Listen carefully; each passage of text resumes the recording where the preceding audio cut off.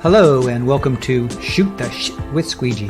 I'm your host, the Squeegee of Justice. You may know me as a partner and mod at Trial TV Live, but tonight I'm coming to you with a side broadcast, a place where you get to know me a bit better and I get to know you. So join me and let's go shoot some shit.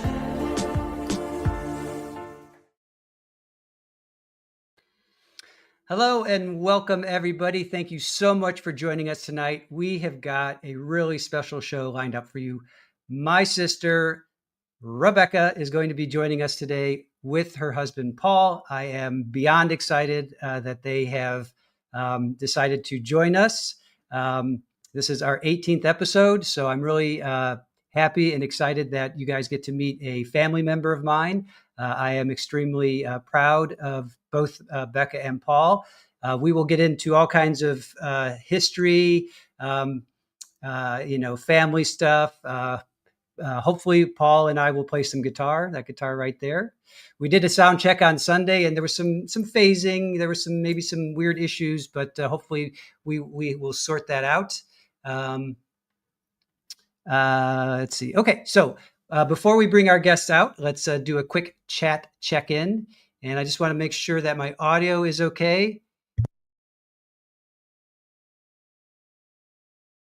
Checking my mic. Just check that real quick. Let me just do a quick thing here. And yep, I think I'm good. Okay, think I'm good. All right, cool. So who's with us? Krista Limited Edition. Thank you so much for joining us. Care Bear. Thank you. Irish Amy, Nan R, Sinbad.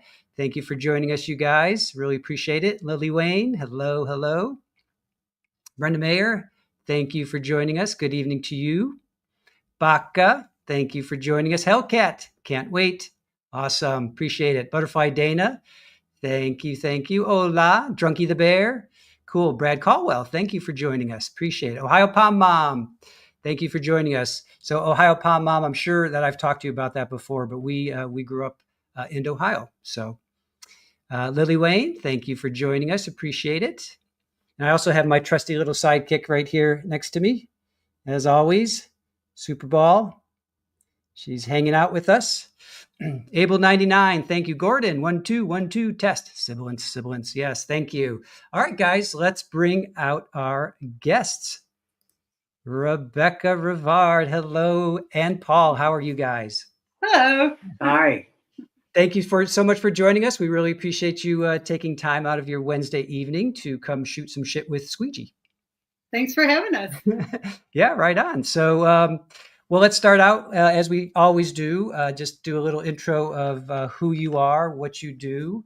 We're not talking trials tonight, so I've already told our chat we're not doing any trial talk. This is just going to be anything but trials. So, Rebecca, why don't you go ahead and start and tell us a little bit about yourself? Okay, so I'm Rebecca Rivard. I am an author of paranormal romance. I'm a USA Today bestseller, and I've also won multiple awards, including the PRISM, the RONE, the Paranormal Reviewer's Choice Award. I've definitely loved writing about magical creatures. I've always been interested in different things. And just for people who may not understand, paranormal romance really is any kind of magic. It's generally actually doesn't have ghosts. I mean, although it can. It's more like shapeshifters, fae, which not everybody knows that means fairies, witches, just anything, outside of, I guess, the normal, the paranormal. Mm-hmm. And this is my husband, Paul, my very supportive husband. In my bio, I call my guitar playing, storytelling husband. Right on. So, has Paul made any entrances into any of your stories or your books, your novels, or is that you keep him separate? In a way, he did. There's one main character in Charming Marjani who's actually his name's Fane and he's part fae. But she's a very damaged shapeshifter. She's a cat shifter, and not to go.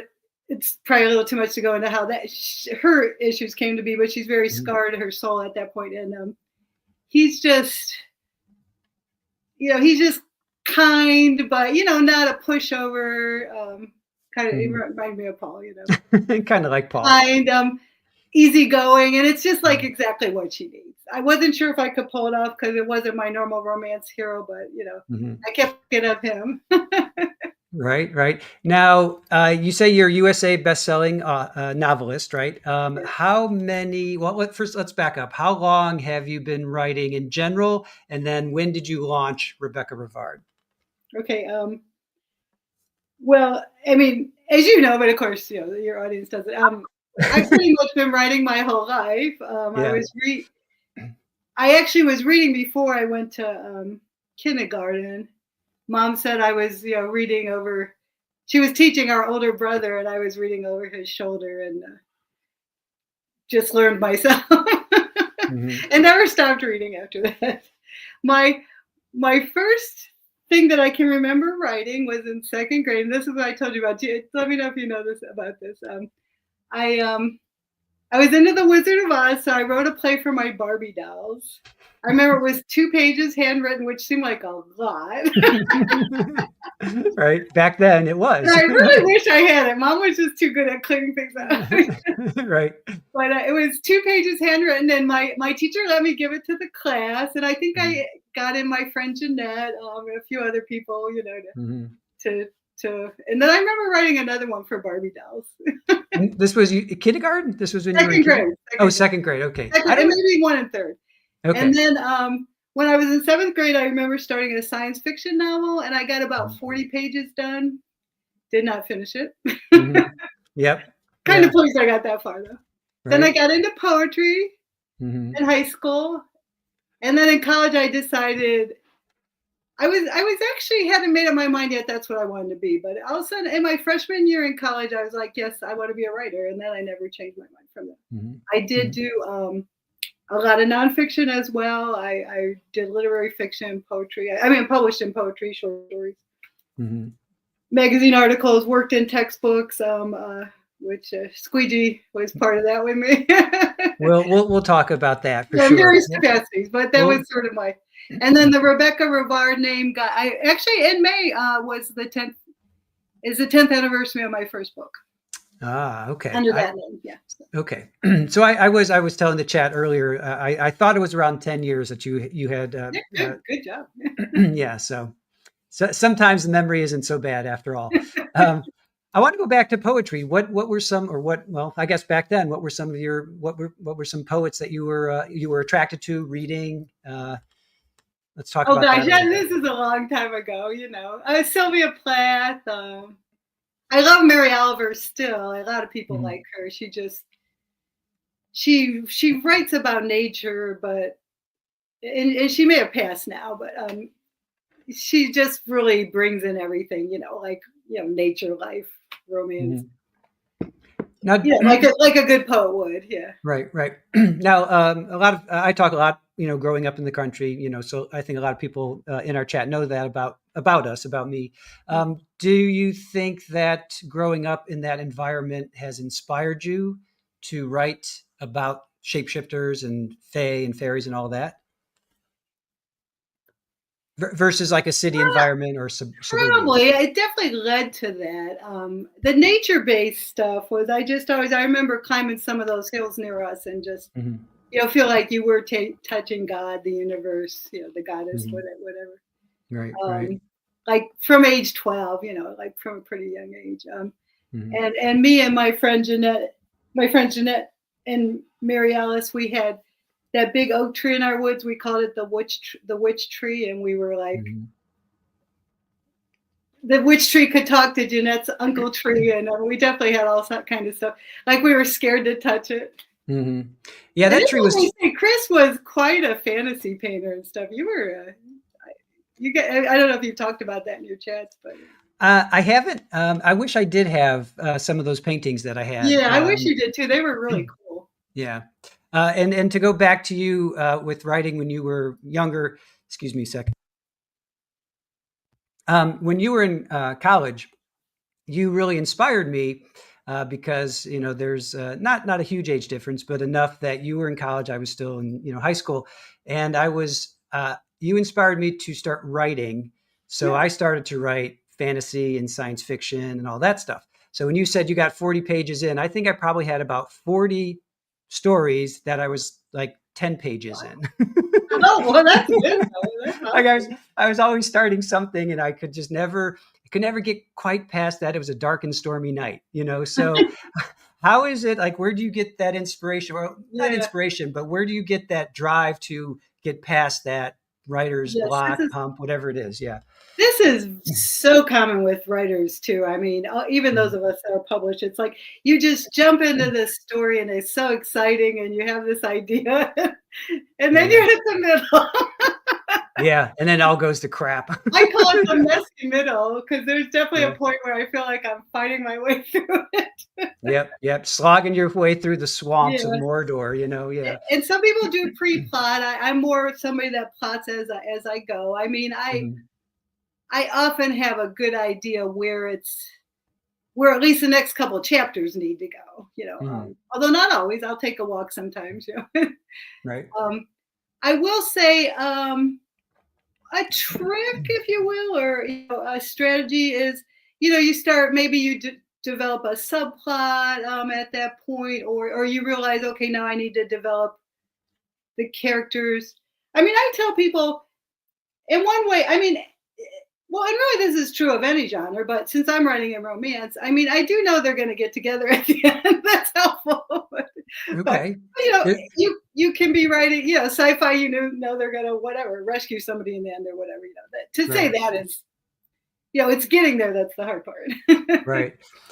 We have a couple questions that I want to bring up. Sure. So, Krista Limited Edition, she kind of promised she was going to do this. A favorite memory that Rebecca has of Chris, and if he remembers it the same. And then, where can we get your books, and which one would you recommend first? So there's three questions in there. Okay, yeah, that's a number check. It's a three in one, yeah.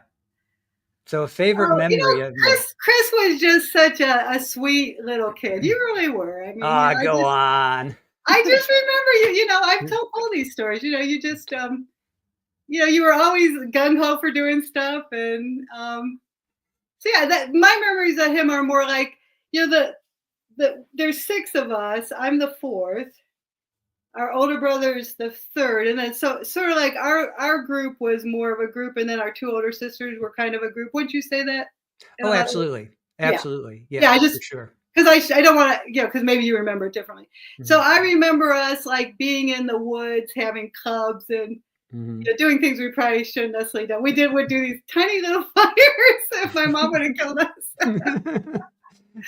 What she didn't know And we didn't hurt were her. very careful to put it out and throw a lot of dirt on it, but we just Right. kind of sneaking off and doing our clubs, and with our sister who's between Chris and I.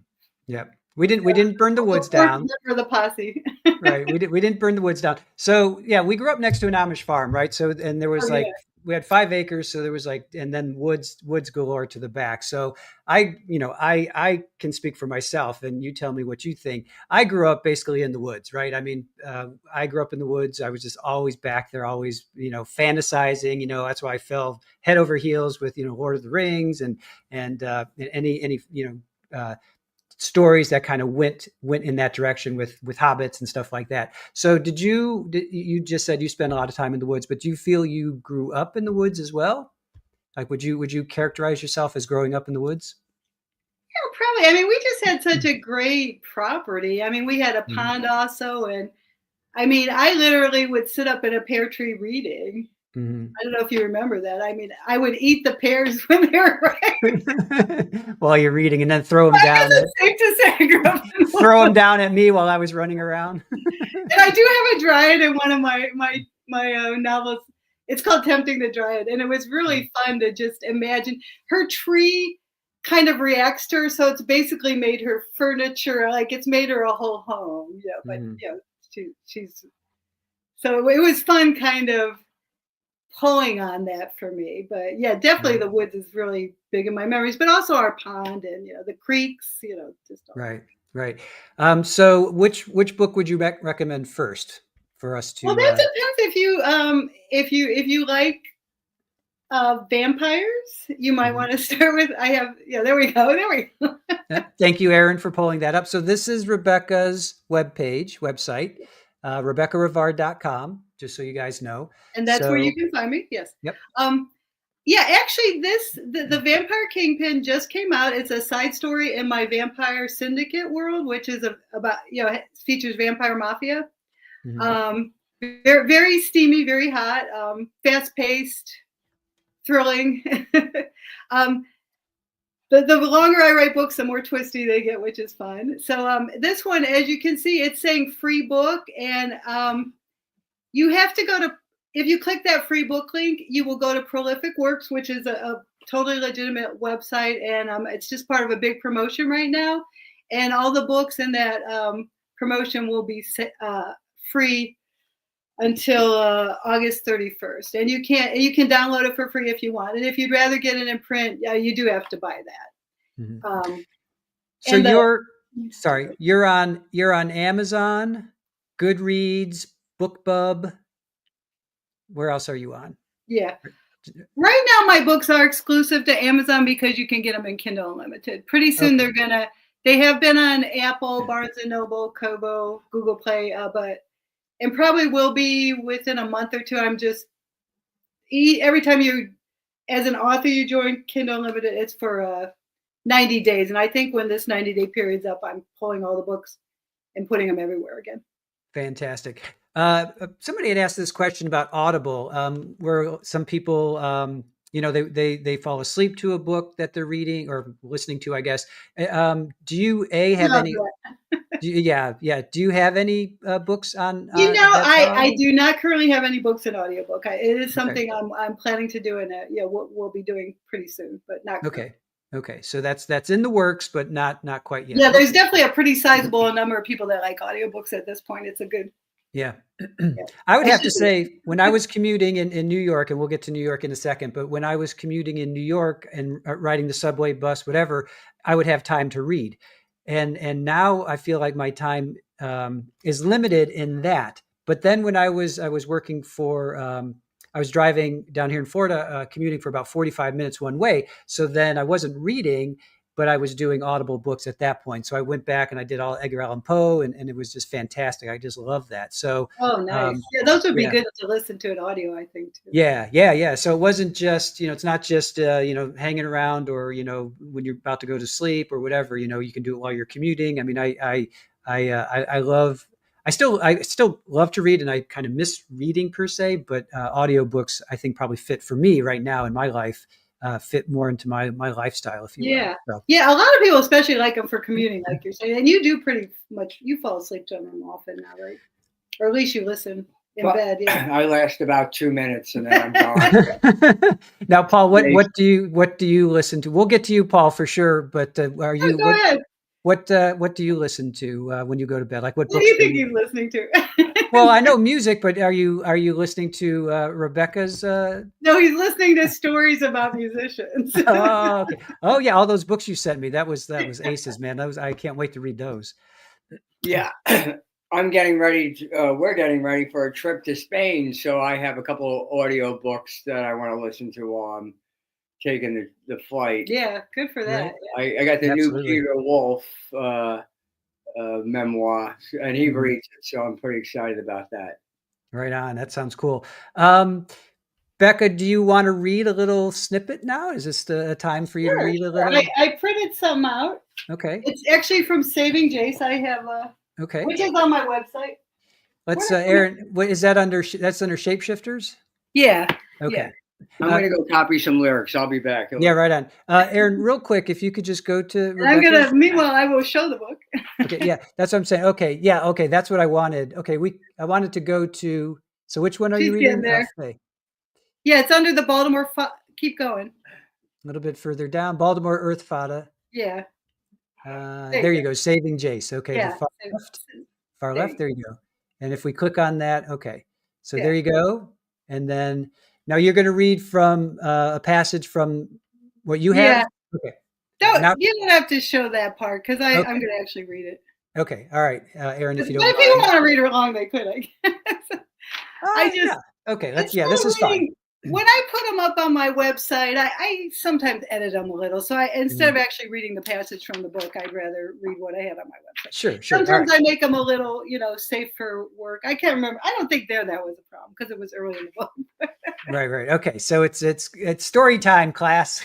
Kids, it's story time. Okay. All right. So Saving Jace, it starts a trilogy in my Fada Shapeshifters series. It's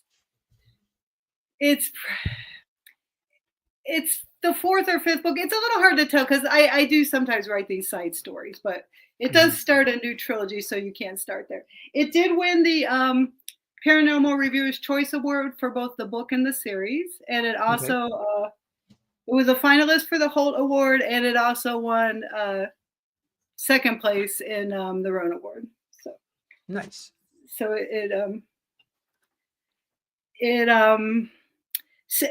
Jace is another kind of scarred shifter. He is a Black Panther. The whole clan has been in this clan war called the Dark Times, and that's why that group of shifters, they're kind of recovering. Okay. There's been some dark stuff, and they're coming, and then the dark time isn't really over. That's part of it. There's still repercussions happening, but so as the novel starts, he's been attacked by a Fey assassin who's stabbed him with an iron weapon, which the Fada have a little bit of Fey blood in them, so they are susceptible to iron. It's kind of a traditional thing in Fey lore that they're susceptible to iron, whereas the vampires are susceptible to silver. I have to remember when I switch series. That's a great point, because I was going to ask you, do you adhere to the traditional ethos, if you will, or do you break out of that and say no, vampires can walk in the sunlight, or how do you do it? I break a lot of the rules. I just make my own world, but in that case, I've kept to it. Like my vampires actually can have children, so that's definitely not typical. No, there's things around it, like the purebloods can only have one child, so it makes that child very precious. But there's gotcha. Okay, there's always rules, so you end up having we call it a story Bible, and my story Bibles for each of my series could probably be a novel at this point. They're thick. It's voluminous. I keep everything in them. Character descriptions. Sure. The shapeshifters, their eye colors change when they shapeshift, and so I don't have to just keep track of one eye color. I have to keep track of two. You've created. Do that? Anyway. You've created a nightmare for yourself. Yes, I did. This is why I have to keep a story book. But as the novel begins, Jace has been attacked.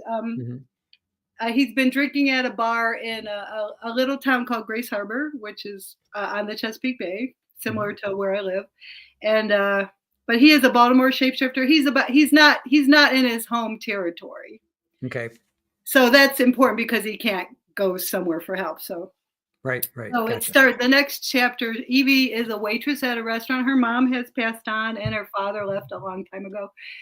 So she's raising her teenage brother Kyle, who probably thinking Kyler. So I was probably thinking a little bit of you there.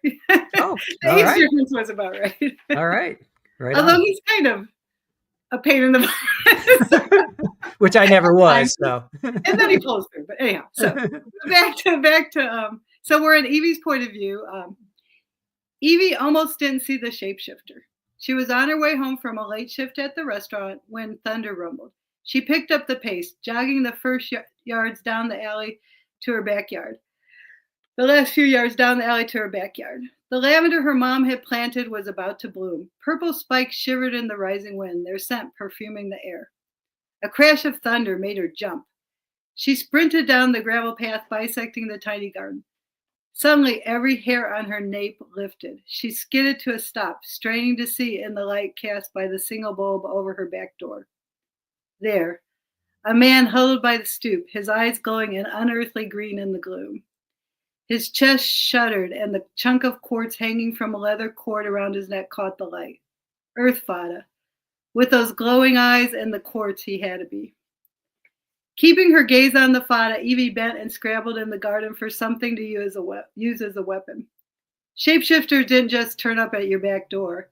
Whatever this guy wanted, he was trouble. And she didn't need any more trouble in her life. Her fingers closed on a small rock. She straightened and raised it threateningly. Get the hell out of my yard. The man stared back at her unblinking. Then his lips curved. The prick was laughing at her. Anger seared through Evie. Anger and fear. Brother Tyler was in the house. At least he was supposed to be. She had to get this man, this Fada, out of here. Did you hear me? Her fingers tightened on the rock. I want you gone. Now. His eyes closed. The small smile faded, and he rested his head against the concrete foundation. Can't. What do you mean you can't? He slid sideways, boneless as a rag doll. What the? She froze. Several seconds ticked past. The man didn't move. She eased closer. That's when she smelled the blood. Yes. Leave us with a cliffhanger. Yes. She does take him into the house, and that sets off everything. Because now the Fae are after her too. So. Gotcha. Well, thank you for that. That's awesome. Sure. Thank you. So Saving Jace. Fantastic. Yeah.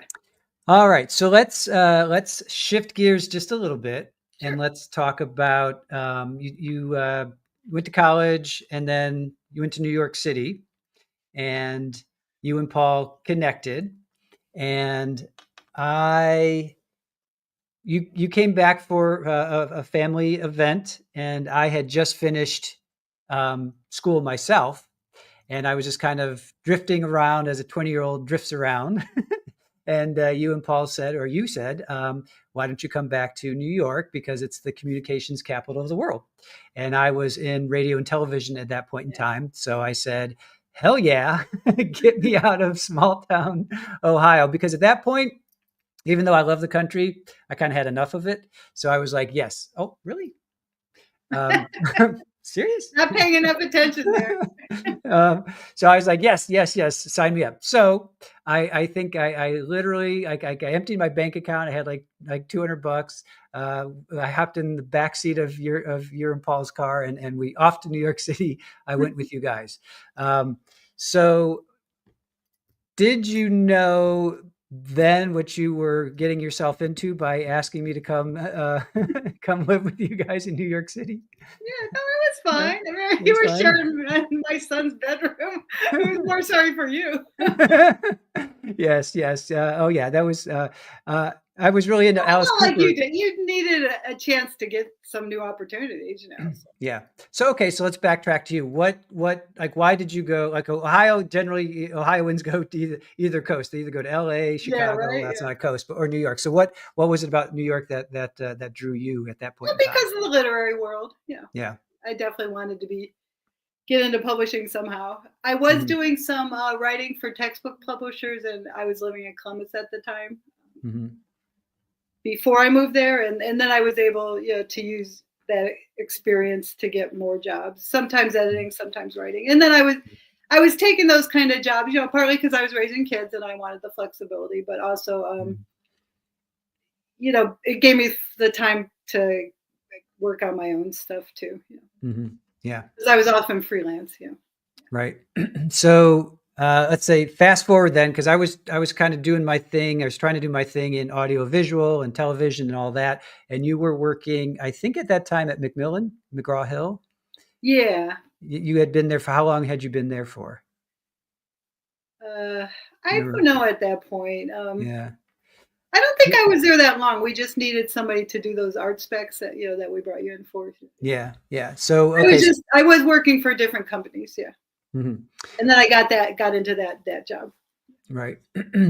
So yeah. Okay. So then I was making, I think, like $4 an hour, and you called me up and you said, "Hey, we need an assistant for 5th grade or 6th grade textbooks for," I think it was math, right? It was math. It was math. Yeah. And the offer was 16 an hour. So I'm like, yeah. So I went from 14 to 16 an hour. Yeah. Kind of gave up. But plus, I was really getting into music at that point in time, because I was in a couple bands. I was really kind of focusing in on the music at that point in time. And and then I had a chance to work with you and in a whole nother environment, because that's really the first time that we had actually worked together. And I had a blast. I think working in publishing, especially children's publishing, and then I went on to work at Scholastic. That just it just made my heart sing. Like I just felt like, wow, I really like hit a spot that I could feel really good about giving back to the world. You know what I'm saying? Yeah. You know, versus I always felt like that too. And we worked with a bunch of really cool people. Remember, we worked with actors and writers and absolutely, yeah. You're right. A lot teachers, of teachers too. Yeah, a lot of teachers. Yeah, and then you're right. And then I got into the music program or project. I think you had left at that point, or math was still going on, and then I jumped over to the music. I might have left. Yeah, I think you might have left at that point. I ended up in music eventually. Right. And you're right, because I found a lot of people were freelance. A lot of people weren't there, at least in editorial, maybe on the art side. I think a lot of people. No, in editorial, same thing. A lot of the people, I worked with people that were actors. This one guy kept making enough money and then he would go off and do this studies in a jungle type of thing, because I guess he couldn't get funding or just didn't want to go that route. But right. It's very interesting people. Yeah, it seemed like a lot of the higher up editors, they were there. They were like full time, if you will. But then everybody else was was freelance, and I found that fascinating. I thought that was really cool, especially when I worked on the music program. Like everybody was like a classical musician. It was fantastic. You know, right? You met people with PhDs in music and stuff. Yeah. Absolutely, yeah. So that was pretty cool. So I think that helped, kind of shape who I am today, because there was one point in time, and I'm not sure if you were still there. I think you had left, because this was probably 92 or 93. I think you maybe left already. Yeah, we moved to Maryland in 91. So. Yeah, 91. Okay, yeah. Because I remember, and you tell me if you've ever had this experience. It was Friday. It was a Friday afternoon, and I heard like this laughter and music coming down the hall. And I was working on the music project, which was cool. And I just kind of looked down and I just see like everybody, and I see wine and cheese and crackers. I'm like, I want to go work for those guys. I want to work with that group. Did you find that with the art department? Were they as cool as I remember them? Like, did you have that experience? This was at Macmillan. This was at Macmillan McGraw-Hill. We just didn't really hang out as much. Yeah. I would make friends with them because we had to go and like beg them to hurry up with what they were doing so we can make our deadlines. Right. I would literally be over there. They were cool. Yeah. I did make some friends there, but I just wasn't working with them as much, so I tended to make friends in the editorial more. Mm-hmm. I wasn't working with them at all. That's what I'm saying. I wasn't working. Oh, okay. With them. No, I wasn't working with them all. This was all editorial. I was doing the autography. I was basically doing the sheet music for the music director, so that when she took it to the band to play, they would have sheet music versus just handwritten.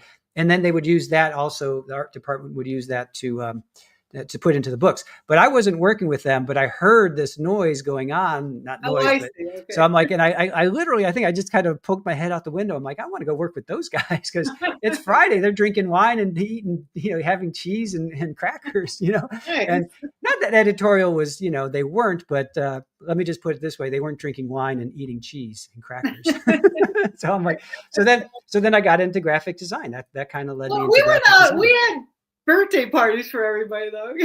Oh God, that's true. Yeah, the birthday. You probably remember that, all the cakes and I just loved going out to lunch with a lot of editors. We always found mistakes on the menu. I know. Once a proofreader, always a proofreader, right? Well, not even a proofreader, but just something about it just jumps out at you.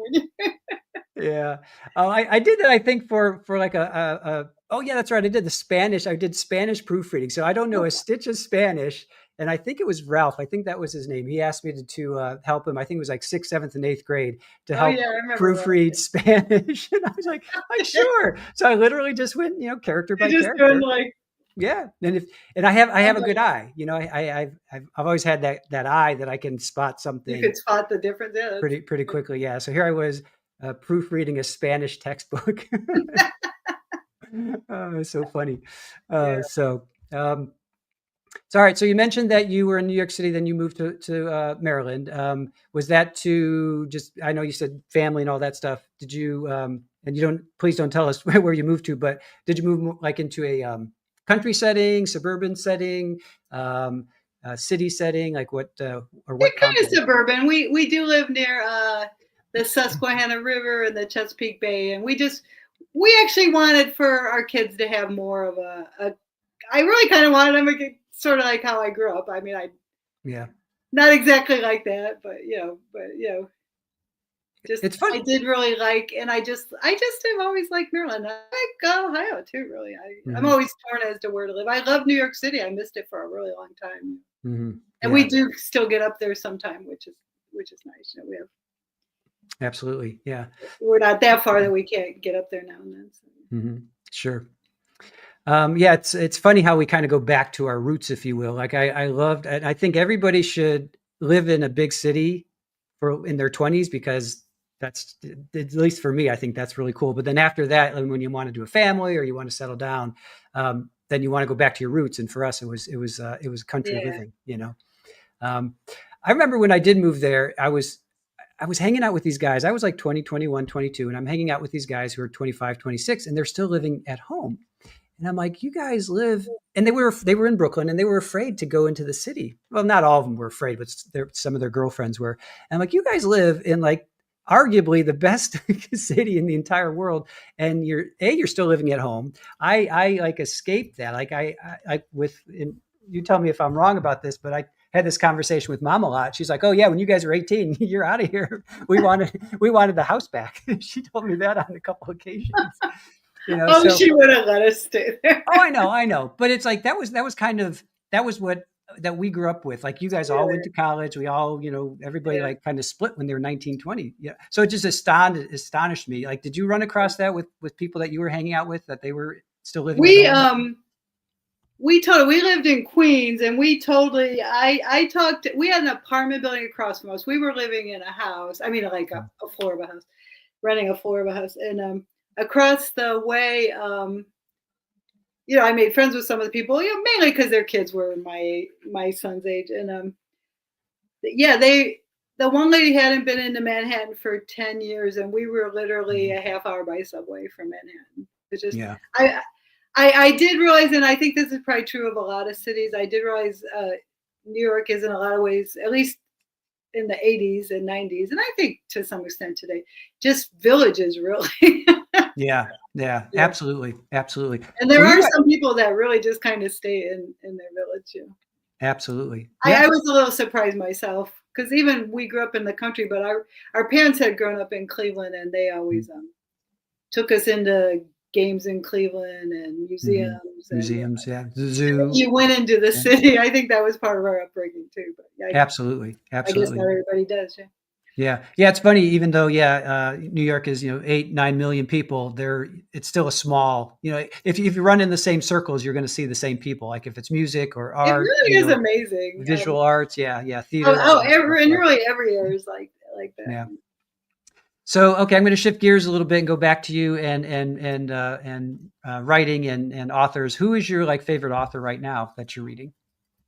Besides yourself? I can't really answer that. I just always have so many. All right. Well, how many books are you reading? Do you read one book at a time? Or you like to read multiple? I am one of those people that like to read one book at a time almost always. Yeah. I know there's people that I have a lot of books in my TBR pile though. And I do read, at this point, I probably mainly read romance, but I definitely don't just read paranormal romance. In fact, and I think I've also talked to other authors, and a lot of us find this, like, you tend to read other things because you don't, it's not even that I'm afraid I'll steal from it. I just don't want to get distracted by a story that's too similar to mine or something. It's just kind of hard to explain. Gotcha. So I'm reading, I do really like Rebecca Yarros's Empyrean series, though, the fantasy series. It's the third book, came out, Onyx Storm, a little bit ago. It's set at a dragon rider school. Have you heard of that? Because you actually might. No, I have not. Yeah, there is a romance, but it's really a lot of fantasy too. It's not just.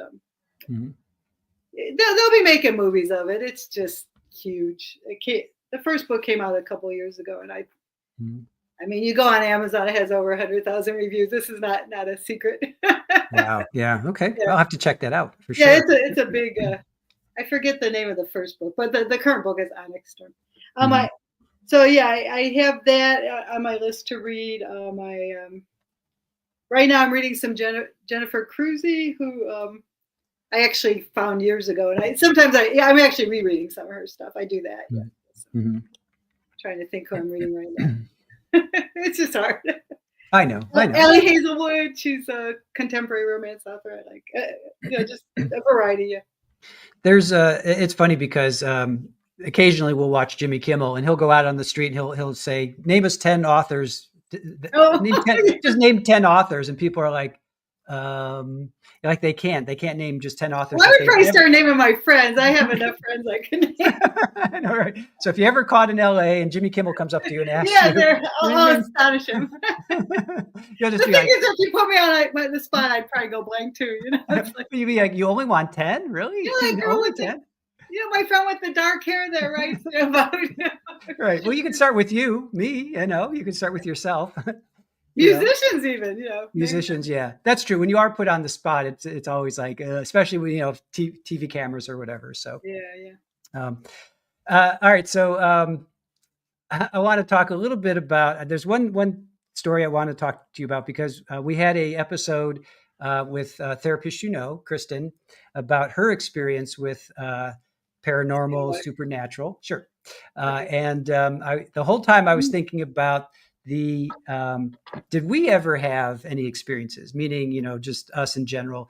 I know that I've had some experiences, nothing like what therapist, was talking to us about, but have you, and I don't think we've really ever talked about this, but have you ever had any experiences that you wish to share that were paranormal, supernatural, UFO, anything along those lines? I do occasionally have. Yeah, it's it's kind of hard to say. Not ghosts. Was she talking about ghosts? I forget. Yes. Kristen has a being, a presence, or something that has been with her since she was a child. Oh, like sort of a constant thing. Yeah. And I don't mean that. Do you have that? And I'm just saying, just in general. Yeah, no, and I don't. Out there. I know you don't mean that. Yeah. And I actually, it is funny how your life, when you're a writer, pretty much everything in your life ends up in your books one way or the other. Right. I occasionally have, it's been so occasionally, like every 10 or 15 years, but premonitions that, I guess I'll tell you, my one most recent one is pretty creepy, and Paul can verify it though. All right, that's why we're here. I woke up terrified. I felt like a man was standing over my bed with a knife. Mm-hmm. And then the next night I woke up again. I mean, I actually woke him up, which I wouldn't normally do. And I woke up again. I think Wednesday and Thursday. Saturday morning, somebody knocks on my door. My former neighborhood, moved to New Jersey, had been murdered. So that's why, I'm getting shivers again. Yeah, it was just right. Interesting. A guy broke into her house. I did not even ask how she died. I did not want to know for sure. I just, but it just, I felt like somebody was, I should say first, I felt like it was like some kind of primal scream, and that's what woke me up, So I just wonder if she sent something out, Sure. It just seems like maybe that is possible. It sounds a little flaky, but on the other hand, who knows?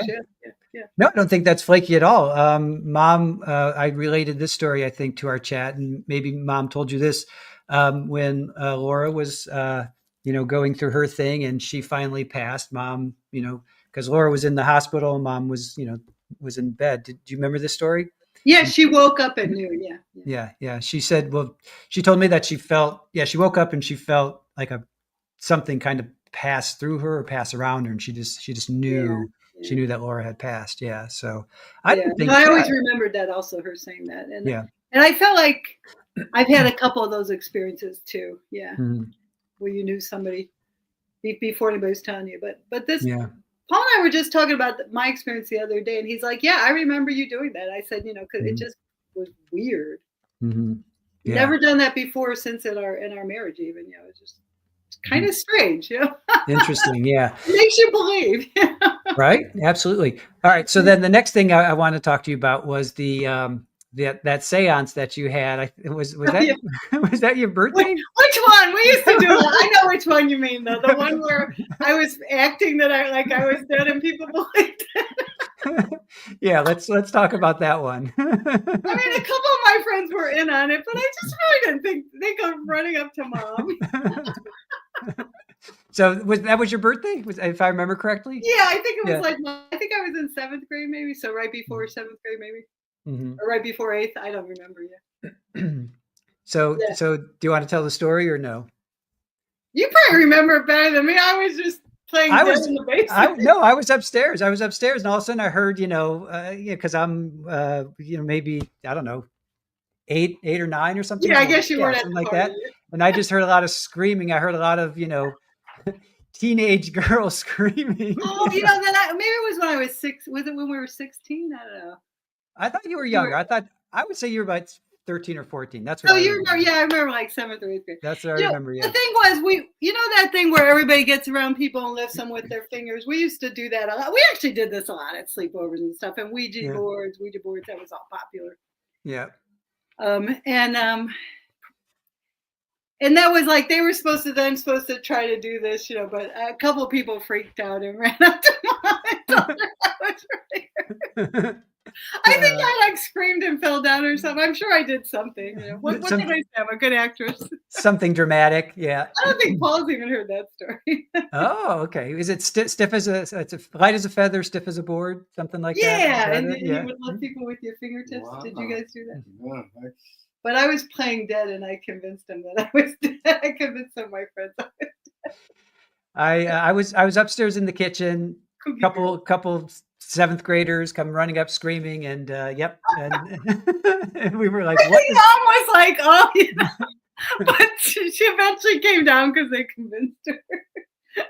Right. If I remember correctly, I'm sure she didn't think anything was wrong. No. I kind of remember Dad wasn't happy. I do remember that part. Yeah. but it is what it is. All right, let me just fly through some questions here. Child Junkies United wants to know if our whole family is creative. I think that's a relative question, but I would, I'll let you answer that. What do you think? I'll let you put your foot in your mouth first. No, you go ahead. You answer that one. I would say on the outside, I would say you and I probably on the outside, meaning you're an author, I'm a graphic designer, musician. So I would say on the outside, but then I would say everybody has some kind of, creativity about them. But I think everybody else is more like professionals, Yeah. Not that we're not, but yeah. You know what I'm saying? Yeah, I mean, and we have an older brother who's a scientist. I mean, they're just I've always thought there's creativity in so many professions, really. Absolutely. We just tend to think of the arts as the creative. Right. So if you look at it, Child Junkies United, she's our resident vampire, just so you know, Becca. We have 2 vampires, Only Fan, who's one of our mods, and Child Junkies United. Cool. She's one of our resident vampires. I would say on the outside, like if you just lined us up and looked at what we did, I would say that you and I are the most creative you know what I'm saying? Like outward. Yeah, well, and we're the ones that, we're able to make, somewhat of a living at it, I guess, right? Yeah. Hey, I've been paid. I've been paid $5 to play guitar. Right? Butterfly Dana, what are you saying? Shapeshifters, or what is it? Yes, Shapeshifters. Do you want to explain a little bit to Butterfly Dana? These are magical. I mean, people with a magic in them that can shift. My shapeshifters, I have 2 kinds. I have water Fada. I call them the Fada. That was my name. I have water Fada, and I have I call them earth Fada. So the water Fada can shift into water-based animals, and one of them can even shift into like an otter. I mean, they're more. I figured water was more flexible, so they can be fish, moray eels, dolphins. And then my earth fada can only shift into one type of animal. In my novels, they're all big cats, but I have cougars and Black Panthers, but other ones exist like wolf shifters are actually very popular. Probably more, werewolves, and I think that's kind of what started that genre, and then it kind of moved on from there. Now, do your shapeshifters, do they need like a werewolf needs like a full moon? Do your shapeshifters need anything to precipitate that, or they can just do it like blink of an eye, or does it take time? It depends. The water shifters can, unless, like the iron injury thing can affect their ability to shapeshift. Mm-hmm. The earth fada, I mentioned the crystal on his chest in the story, and they have this special link to the crystal, and every earth fada just has usually just one crystal for them, although they can get another one if something happens, because in the novels, people at times smash other people's crystals, and that causes extreme pain. There's like almost like a psychic link, but they do need their crystals. The earth fada. In my novels, yeah. It's not based on the moon though. Gotcha. Baca asked, please help me grasp the concept of paranormal romance. Yeah. Well, we talked about that earlier, but just to recap, it's really any romance about things beyond the normal, and so that can be shifters, fae, witches, wizards. It can be ghosts, but in romance, I don't know who came up with it. It's just what they call it. It's kind of like fantasy romance, but there is a slight difference. In fantasy romance is now called romantasy, but that tends to take place in completely different worlds. Whereas paranormal romance, the magical creatures exist in our world, and we may or may not know about them, but they do exist with humans. Mm-hmm. How long has the genre been around then? Paranormal, like 20 years? Yeah, it's fairly recent. Yeah. I mean, you can probably find some further back than 20 years, but I'm sure Anne Rice had a little something to do with that. Right. I mean, I don't think anybody was calling it paranormal, and I don't mean a little. She was huge. Her vampire stories. I just mean, when we trace it back, I often kind of hit Anne Rice as being maybe the first one that thought as vampires as more of a romantic type of thing. She saw the romance in these dangerous, dark men that live forever, or people that live forever. Right. All right. She's Tennis. One of the ones that began. And she had witches too. Come to think of it, she had the whole Mayfair witches novel series. I read those too. That I'm not sure anybody was calling it paranormal romance back then. She did the whole Egyptian stories as well, right? Mummy. Didn't she do the Mummy or something like that? Like, I thought she was. She might have. She was definitely wrote a lot. I'm not sure I read any of those. Though. Yeah, I think she also did a few books. I'm sure Chat will correct me, but I think she did some Egyptian themed stories as well. Makes sense, yeah. All right. As much as I don't want to pull this up, Tennis Girl 101, did Chris annoy you growing up, and what did he do that was most annoying? Nothing. He was a great little brother. Sorry. Right. I didn't like busting on you guys. I didn't like, Yeah, he really. Yeah. You can back me up on that, right? Yeah. So there you go, Tennis Girl. All right.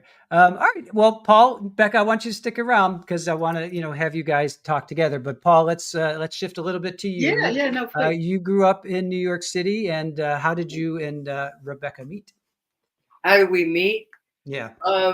We met at my sister's wedding in New Jersey. For the second time. Yeah, but that was for the second time. We had met earlier. A couple of years prior. I lived in New York City, and we just kind of hit it off, and she was an arts type person, so she would like to experience New York. So I was more than happy to show her around as much as I could. Kind of an arty neighborhood, so Long Island City. And do you guys remember? Do you remember your first date? Like, what was your first official date? Well, I think after the wedding, we took the Staten Island ferry over to New York to my place. So I think that was pretty much the first date. But I remember the real first date. Wasn't it when we went to that blues bar? Oh, okay. Yeah. Yeah, I was going to say it has to be. We went to the Lone Star. Oh, the Lone Star. Okay. Yeah, we stayed. After his wedding, he had offered his apartment to a few of us to stay a few days later. So, Dan Lynch's. Dan Lynch's, yeah. Dan Lynch's, yes, I remember Dan Lynch's. Well, he took us there. It was me and a couple of my friends, and no cover. we were dancing, you were wearing a leather jacket, right? Yeah, I remember. Nice. Yeah, Dan Lynch's. That was like I fell at his feet. I love it. I love it. Yeah, Dan Lynch's, for those that don't know, was I don't know if it's still there. It might not be, but it was a huge blues bar. I believe it was on 2nd Avenue and like 13th, between 12th and 13th. About there, yeah. Somewhere in there. Big blues bar, but small. When I say big, I mean it was small. It was like the size of your living room, but it was big. A lot of musicians, not the big musicians, because they would play like at the Lone Star or somewhere else, but the local musicians would play there. So that was a great place to. I'd say that was our first date. They had a pool table, and it was a little rough, It get crazy. Yeah, but I was totally down for that. I thought it was a super cool place. Yeah. Yep. I felt safe with my New Yorker. There you go. I've always felt safe in New York. Really. I mean, you knew your way around. That's a big difference than when you're walking in from out of town and absolutely from Ohio. I probably would have been a little freaked out. Absolutely. Well, when I first came out, who was Linda's friend or her boyfriend at the time?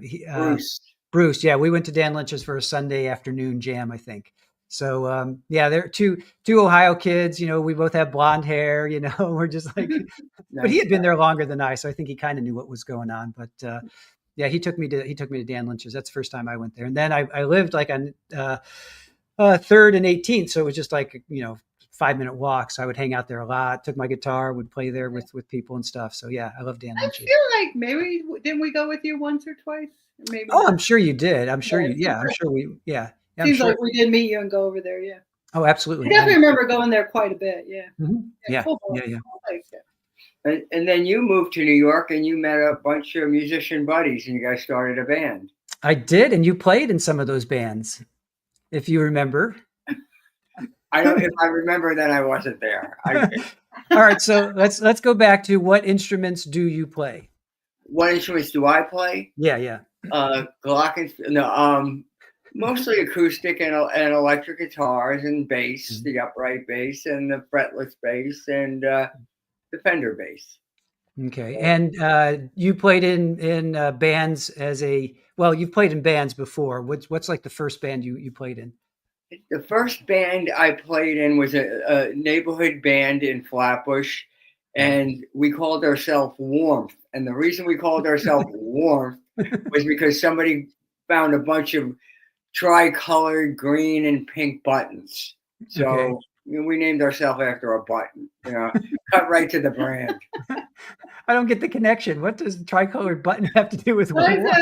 It was like at one of the head shops. They had these Warmth buttons. So I got you. Kind of a. Oh, they said Warmth. The button said Warmth. Okay. I got you. Okay, and that's what we named our band. Warmth. I like it. I like one word band names too. I like that. And I don't like the. Sometimes I like the, but other times I like just Warmth. I like that. Like. Oh, right. Yeah. I was in a band called Blue Smudge, and we were literally just a blue smudge. We weren't even the name. We were a symbol. So we were like Prince. Yeah, we were Prince before Prince was Prince. I thought that was a cool concept. We didn't go far. The second band I was in was a little bit more serious. Was Turk and the Party Cats. Oh, that's one I've heard of. Okay. I don't know where we got that name, but I can guess the style. But you tell me what did you guys play? Well, our lead singer Brad, he would wear a turban, and was he Turk? He was Turk. So he was Turk. I was a party cat. So he was like question mark in the was it question mark in the Mysterians? Right? Yeah. A shout out to Brad. Brad just passed on in California last week. I just got a message from his wife. I talked to her actually. So sorry to hear that. Yeah, I know. He was a great guy. We had a lot of fun. And we just reunited in the last couple of years. I hadn't seen him in years and years. And then a friend and I took a road trip through California, and we spent a couple of days with him. And then Becca and we had lunch with him and his wife, and it was nice. It was nice to touch base, and it was good to reunite. But it's funny time in life these days. Right. So let's fast forward or maybe rewind to Woodstock. Let's talk a little bit about Woodstock and your experience there.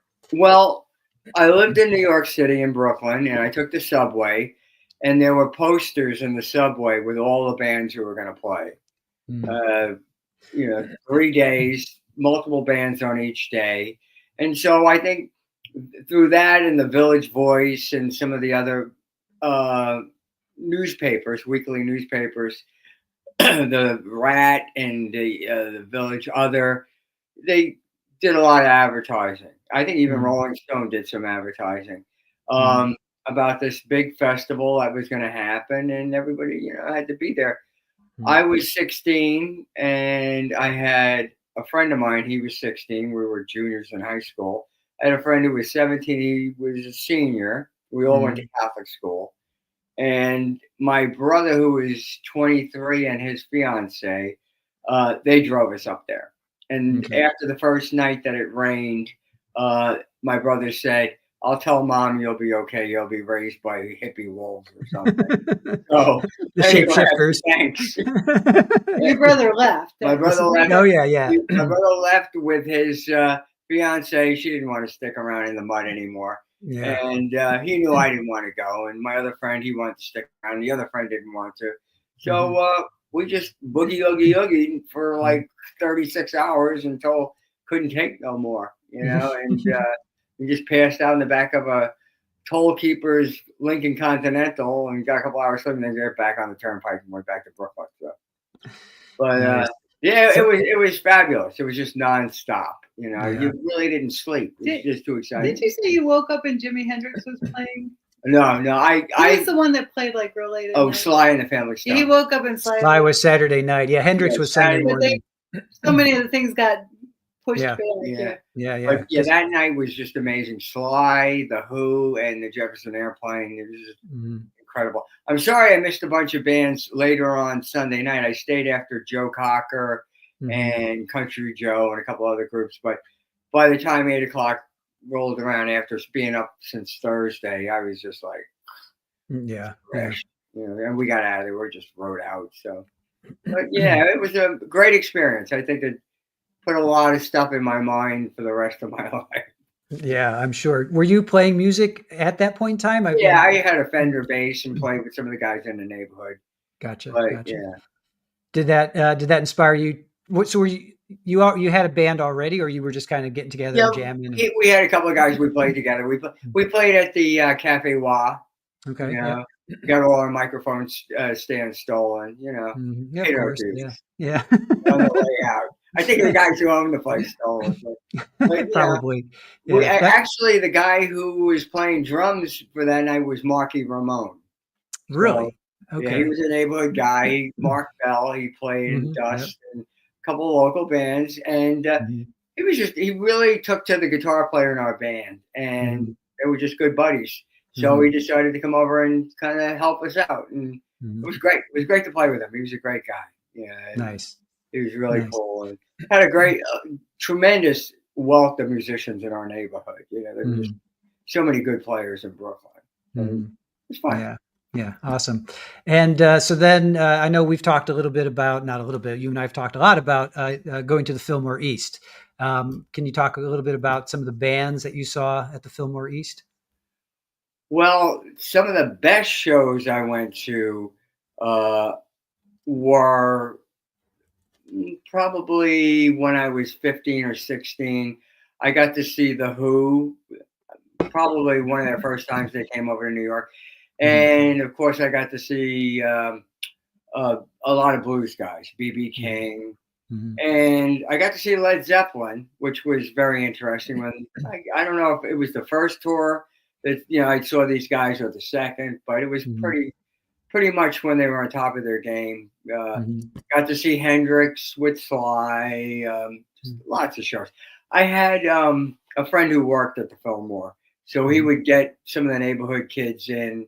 You know, he'd let us carry some drums in or something through the back door, or we would climb up on the fire escape and bang on the door until somebody opened it up, and then we'd all run in.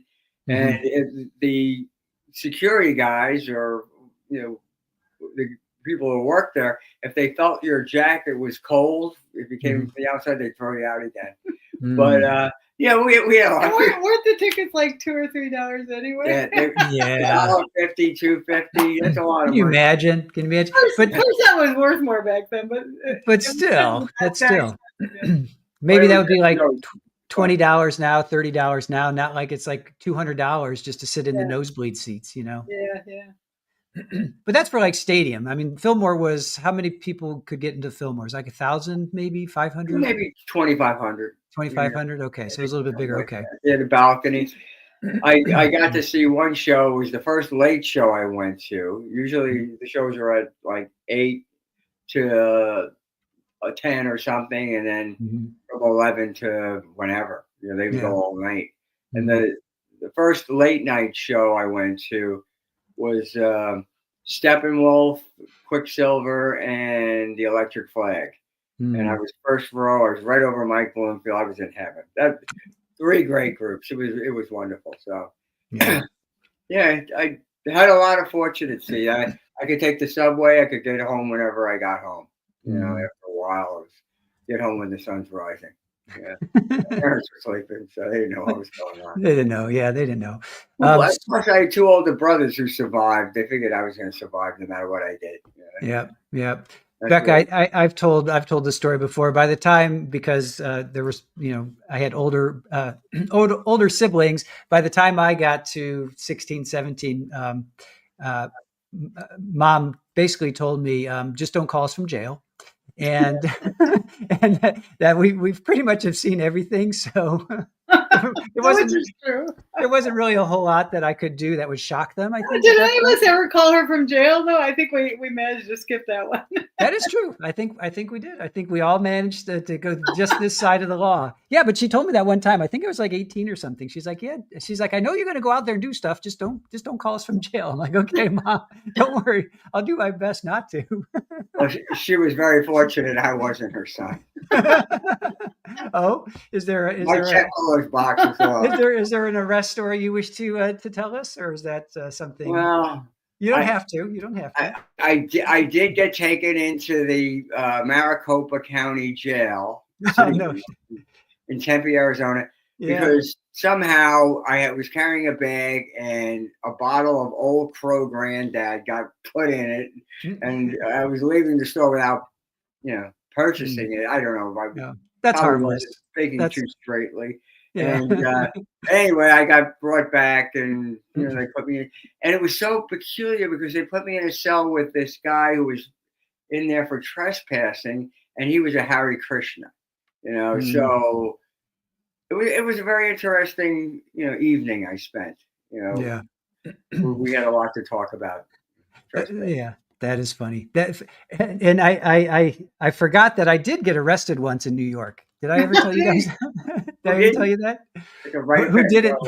Mine is so innocent, though. I was using a MTA card, Metro card for a minor, if you will, and they got me on that. I used it. I walked in, and these plainclothes guys came up to me. They're like. Put your hands behind your back. I'm like, what are you doing? And he's like, let me see your card. And it was for somebody else other than myself. And I'm like, can't you just write me a ticket? Can't you just give me a citation? He's like, nope, this is considered fraud. So they handcuffed me, threw me in the back of the squad car, took me down to central booking. And I got, I don't think I got fingerprinted. Maybe I did get fingerprinted. I think I might've gotten fingerprinted. I forget now. So how did you get out?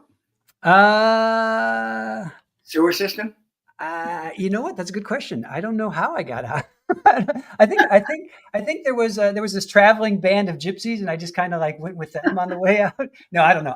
That's a good question. I really don't. I remember I was at Scholastic, and I had to call my boss, and I said I had my one phone call, so I called my boss saying, "You're never going to guess what happened, but I got busted for using somebody else's MTA card," and I was there. I was sitting in a holding cell. There was definitely somebody who was just, totally out of it. But they just let me go. But it was still on my record. I got it expunged at one point. I did get it Wow. expunged. I didn't have to. I must have had to pay a fine. I must have ultimately had to pay something. Yeah, I don't that's remember. Yeah. like you said. It sounds like it'd be a fine. Yeah. Who was Yeah. the mayor, Giuliani? Yeah. Yep. Yeah. That was part of his cleaning up the city. So I'm like, really? You don't have anything better to do other than to bust me for using somebody else's MTA card? But anyway, so yep. That's my run-in with the law. That's my story with the run-in with the law. Wow. I fought the law and the law won. It could have been for littering, thank goodness. So, Paul, what are some musicians like growing up? Who did you first who were you first attracted to?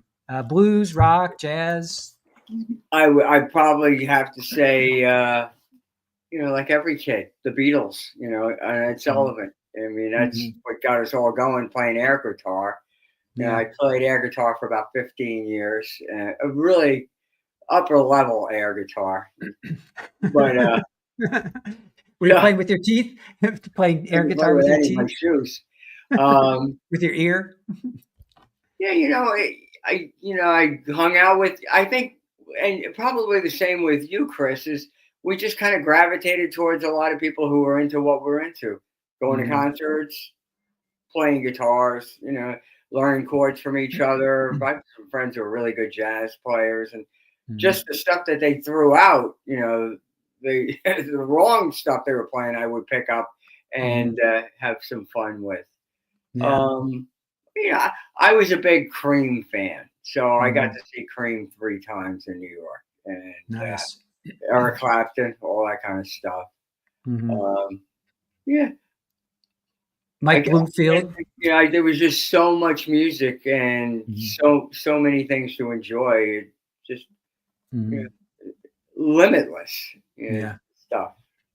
But well, I remember when I first met you, I had been playing guitar for maybe, let's see, that was like I was 20. I was probably playing guitar for maybe 2 years at that point in time. So moving in with you and Becca was just phenomenal because, you and I developed this relationship that was definitely based on music on top of a lot of other things, so I can definitely tell you without hesitation that you just exploded. You didn't just expand, you exploded my musical vocabulary, not only just playing music, but then also just bands, and growing up with older siblings, I knew a lot of bands already, but you knew bands like on a whole nother level. Like I knew Eric Clapton, but I didn't know who Jack Bruce was. I knew who,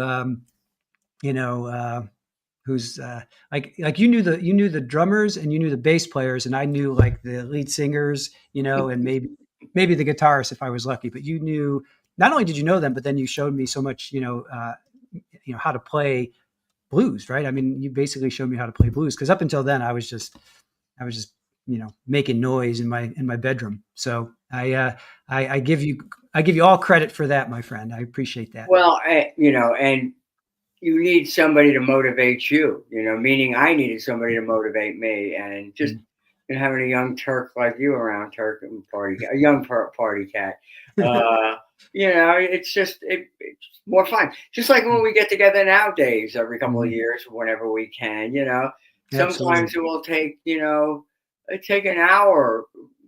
Like tonight, we'll have to play for like 4 or 5 hours before we can kind of get a tune or two. That's true. I'm glad your audience is just so patient. Absolutely. All right, I'm gonna go take a comfort break. Do you want to play a little bit, and I'll come back and we'll play together? We'll see how it goes. We'll see how it sounds. I'll be back in 2 minutes.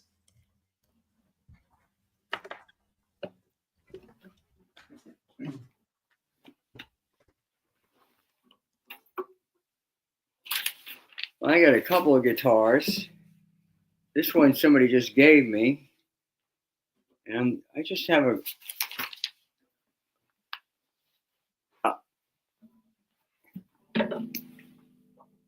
a difficult time holding on to things, as in tuners and picks and everything. So, but this one I tuned to an open E slide. Chris and I will probably play some of this stuff.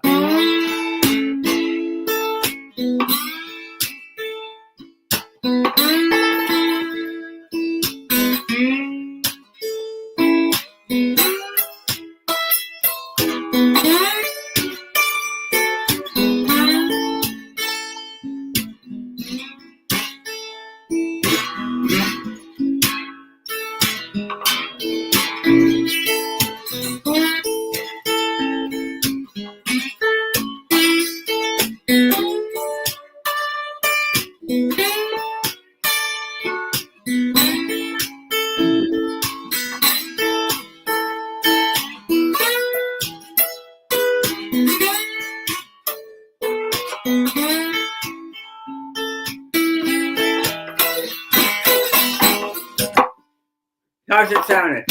Yeah, that sounds good. Here, let's see if we can get something together.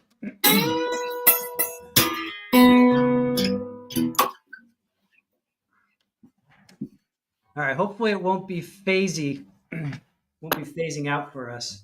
It'll be interesting.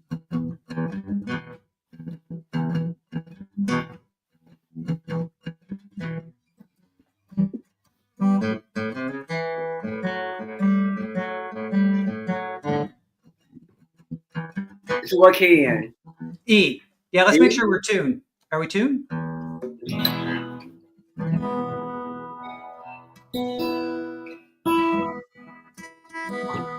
Close enough, right? What's that? I say that's close enough. We'll get there. Close enough for rock and roll. All right, you want to do You Got Me Running, You Got Me Hiding? Okay.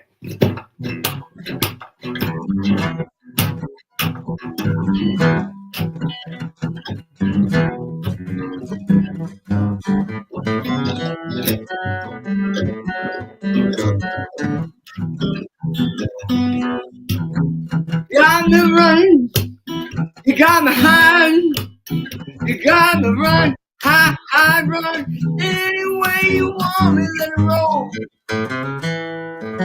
Yeah, let it roll. You gotta do what you want me to say, what you want me to say. You got me up, you got me down, you got me up, down, down, up. Any way you want me, let it roll. Yeah, yeah, yeah, yeah.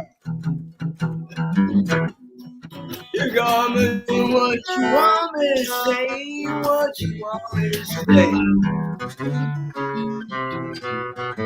Go, Paul, go.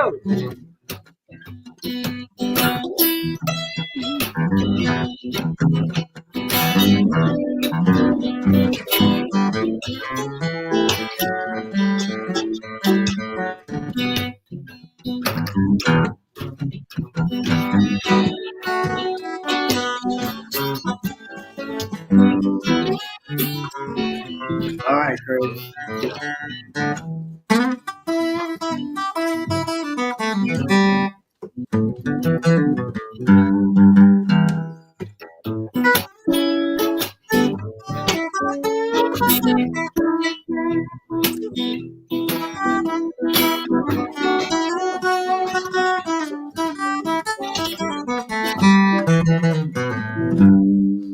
Yeah, going east, going west.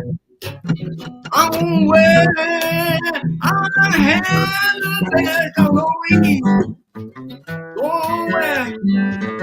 Well, I'm going back to the I'm loving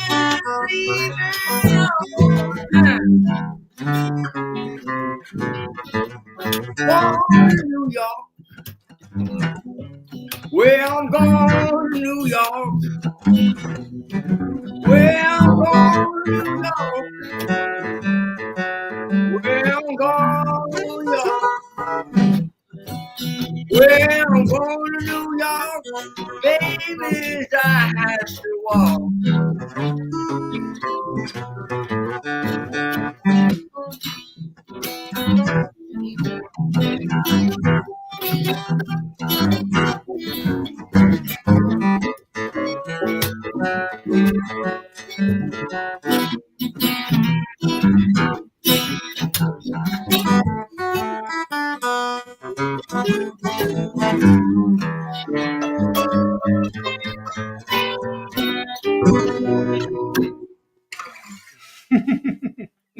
All right, on. Oh, we ended it. Yeah. Oh, okay. A.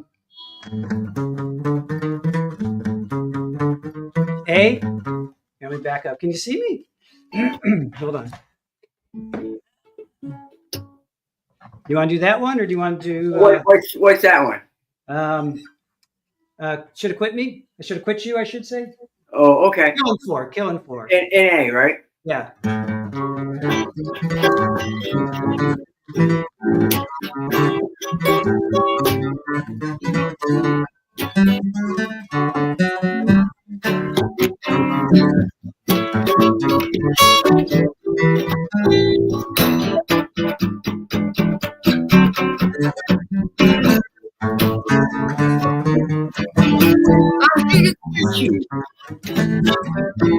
Long time ago, I stood with you. Long time ago, instead of having to leave me, baby, down on the killing floor.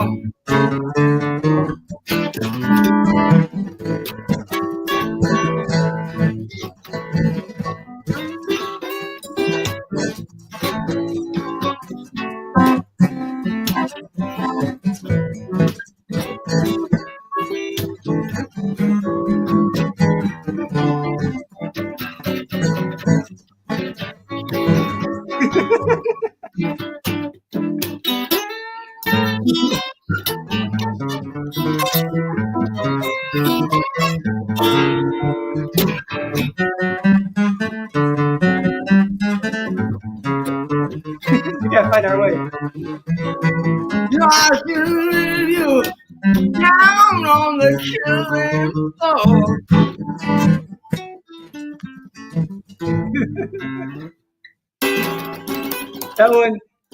That one sounds better when we're together. Were we together? Of course we were together.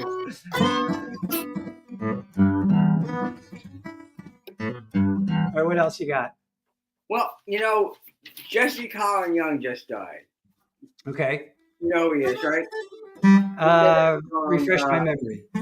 Get Together, you know that one? Go ahead, play. I'll follow along. Okay, it's just E and D. Okay. So.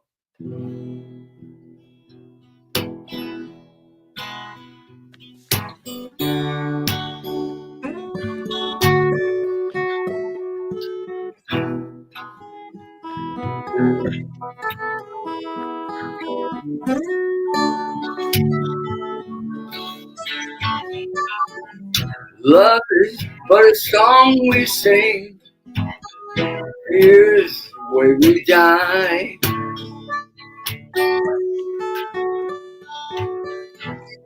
You can make the mountains rain or the angels cry.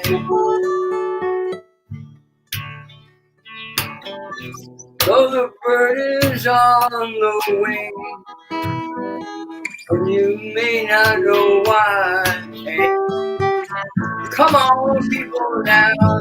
Oh, your brother, everybody get together. Try to love one another right now. Some may come and some may go. There's time. When the one that left us here returns to us at last, we are the moment sunlight fading in the grass. Come on, people, smile on your brother, everybody get together. Try to love one another right now. That one part. Come on, people, smile on your brother, everybody get together. Try to love one another right now. I didn't know he sang that song, so he just passed away? He just died, 2 days ago, I think. It's very that's interesting. Yeah, I like his stuff. It's really good. Yeah. Played a couple of his songs, but yeah, that was a popular one. Yeah, no, I love that song. That's a great song. So I'm getting that echo again and that phasing. Are you okay with it, or What's that? with me? I'm getting echo and phasing. Like I'm not able to hear you 100%. Well, Remember let me hear you.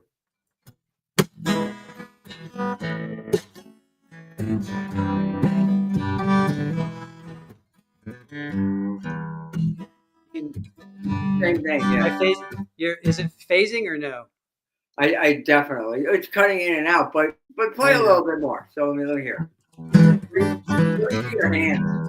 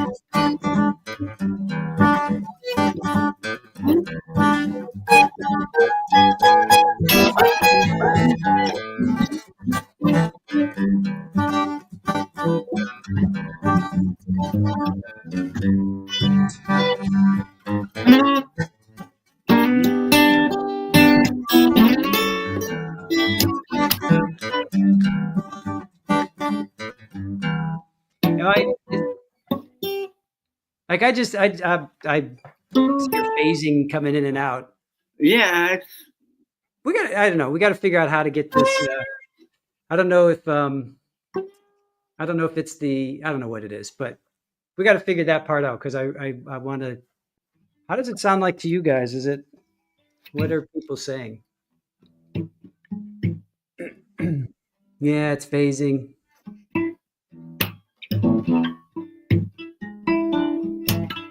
Yeah.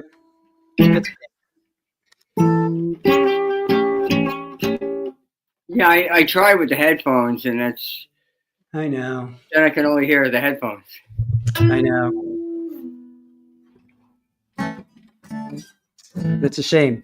All right. Well, we got to sort it out. We'll figure it out at some point. We need more research on that. Yeah. What? No, it's always great to jam with you, of course, but we have to. Oh, do you want to do? What else can we do? Well, it just stinks because I can't. I was afraid that nope. I was afraid that this would happen. All right. So what? Are you playing in any bands right now or no? Yeah, I'm not right now. I am looking forward to going over to Spain. Like I said, we're going to Spain and playing with Ravenna Hamid. Ravenna, of course, she's a great singer. She loves to go to jams. And Nick was just jamming with, I don't know if you saw that video. I don't know how far it went. But Nick was up on stage with Ravenna and all her friends. They have like a collection of musicians there that they hang out with. They do shows in Alicante, which is a city near them, and they did Play That Funky Music, White Boy, and It's a Family Affair, We Are Family. There's a lot of family stuff going on. Nice, yeah. Oh yeah. So I play with those guys. Well, I have a friend who used to be the guitar player in a band I was in with my friend Ed and his two brothers. But that imploded about 5 years ago, maybe 3 years ago. The barn that we had as a rehearsal studio burnt down. It was just everything that could go wrong with a band, especially with three guys who are brothers. Did, and we had a good time while it lasted. We had a couple of good places to play every month, and did gigs and stuff. We play the ones where you stop at 2:00 in the morning, and that's really not that much fun. Yeah. So, yeah. But my friend Michael in Jersey, he's got a band, a 3-piece band, and they probably do 6 gigs down the Jersey Shore every month. So that's really mostly all in the afternoon. So yeah. So that's kind of fun. Those kind of things. So every month they're playing 6 times. That's pretty good. That's all the weekends. Yeah. All right. So do you Pammy says, please keep playing Phasing Be Damned. right, we'll try.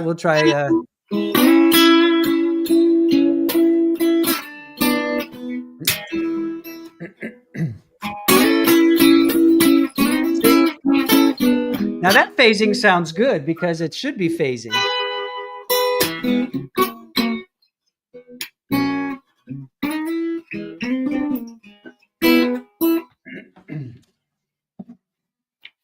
Let me see here.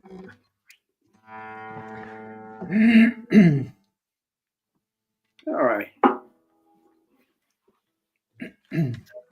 One summer day, she went away, gone and left me, oh, here to stay. Gone, and I don't worry.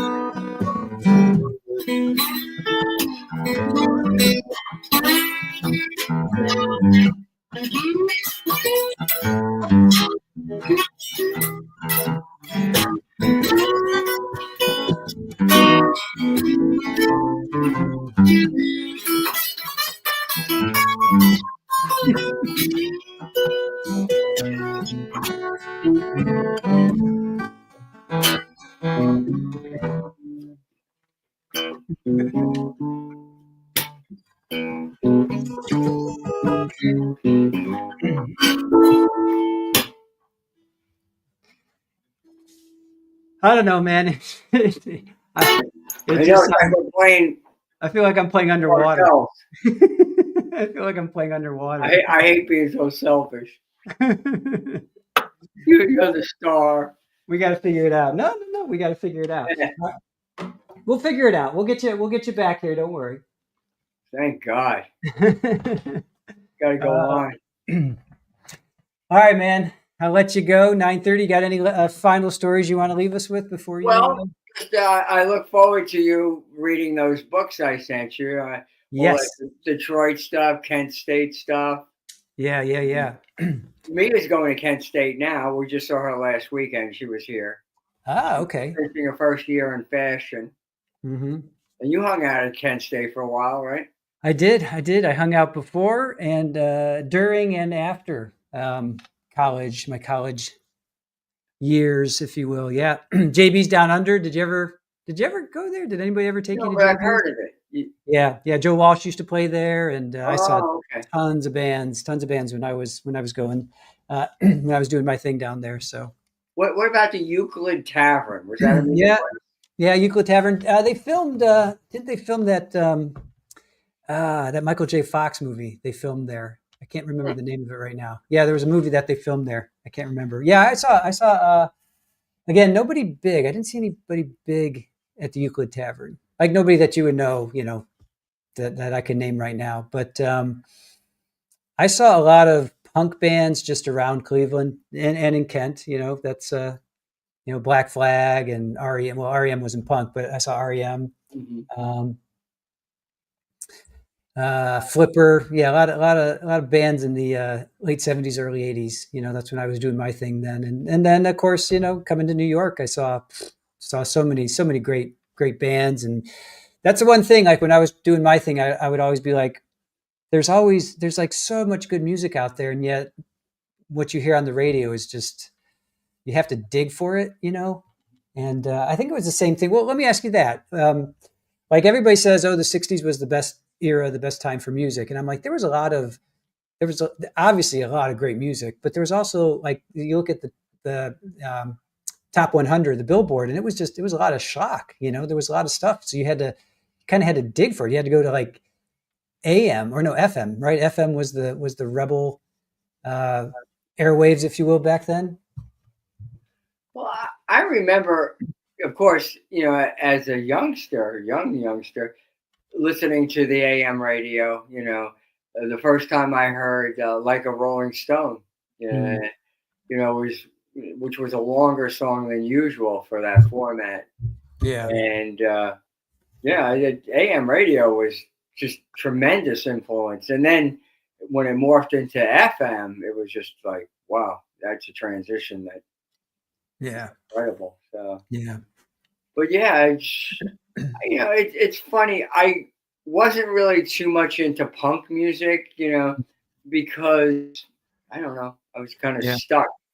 But I was really into jazz. So, while the punk thing was going on, CBGBs and Max's and some of the other clubs, I'd go occasionally, but it was a little intimidating, even for a New Yorker in New York. It just seemed like it was like this undercurrent of hostility that may have been a positive thing, but one time I got off the subway in the Bowery and I saw 5 guys with leather coats on sitting underneath a wall that the birds were just shitting all over them, the pigeons. So it just seemed like they were just covered with stuff. It was just kind of strange to me, Yeah, that's odd. I that's something that I wouldn't be a part of either. Even going into some of those places, you got to be equipped to deal with it. There's so many sensory stuff and I would always just go. I would go for the music, but I know a lot of people would get into the moshing and all that stuff, and that wasn't my scene. Like I remember I saw a couple bands. I would get as close as I could to the stage, and if there was a small enough club, I'd be like right there, literally, like 2 feet away. And I remember one time I was just holding on to the support column while everybody's moshing behind me or whatever. But I just wanted to hear the band, see the bands, and I didn't I didn't get into the extra periphery stuff. Did you ever go to CBGBs when they had bands? Oh God, oh yeah, we played there. I played there 3 times at CB's and then twice at the gallery, the 313 gallery. Wow. Okay. I didn't know you. I should have followed you closer. yeah, you should have. You guys, I think you had left already. You guys had split town. Well, I did see you guys play on some club on 14th Street. It was pretty cool. Yeah, we Amanda's Waiting came down to play at that college, and you and Becca came to see us play there. Remember that? Yeah, you remember that? Yeah. Our East Coast tour that went nowhere. All right, man. Great having you on. I guess Rebecca has retired for the evening. I'm just getting more and more alive. Okay. Yeah. All right. We're gonna sort this out. We're gonna sort out this sound. We're gonna have you back. We'll sort this sound out, and we'll get some more jamming going on. Yeah, leave us with something. Okay. All right. All right, Paul. Thanks for everything, man. Have a good night. Thank you. All right. Bye. I'm wrecking all my guitars. Oh, all right. All right, guys. Thank you so much for joining us. That was, oh my goodness, little man. You hear him? You hear him? Little dude. Little dude. All right. This is one episode I will probably look back and be like, yeah, that could be deleted. So thank you guys for joining us. I really appreciate it. Thank you, Becca and Paul. Join us tomorrow. We are going to be picking up on Monica Sementili. Thank you for indulging us playing music. And have a good night, guys. We'll see you tomorrow. Bye.